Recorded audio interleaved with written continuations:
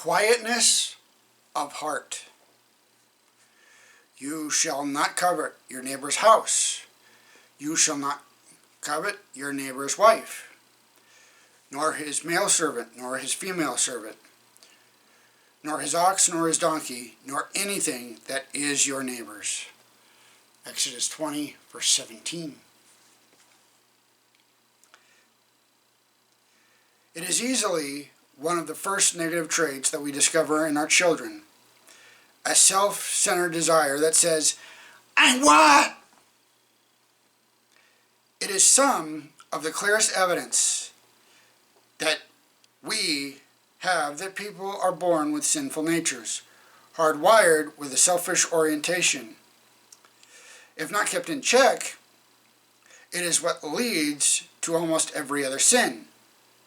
We usually steal, kill, and commit adultery, after all, in order to obtain what we do not have. It is such a serious problem that God has made it clear that the covetous cannot inherit the kingdom of God. Why? It is because God is love, and the citizens of the kingdom of heaven are hardwired, like Him, with a priority placed on others. It was covetousness that created problems for Lucifer when he decided that he would like to have something that did not belong to him. The throne of God.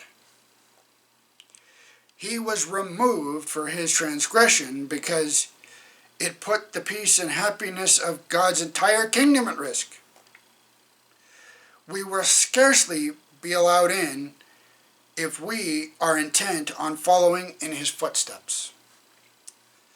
When you covet, you assume that you are better than others, more worthy of the possessions that happen to belong to others than they are. And telling yourself, I deserve that, you are implying that another person does not deserve it.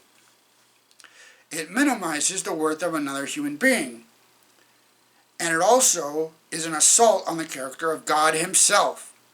You are suggesting that God is somehow unjust and that He has not dealt rightly with you.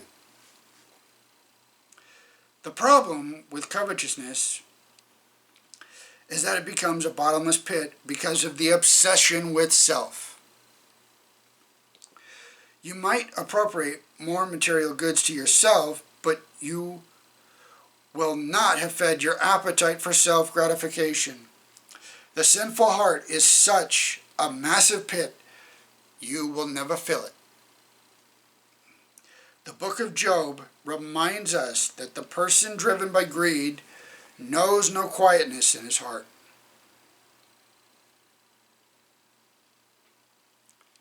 He has a hole inside. He can never kill enough, never steal enough to ever fill it. God spares us the never-ending agony of self-gratification, trying to scratch an itch that can never be relieved by our own efforts, by clearly identifying greed and removing it from the table. He frees us up to practice having the mind of Christ, who esteemed us more highly than He prized Himself.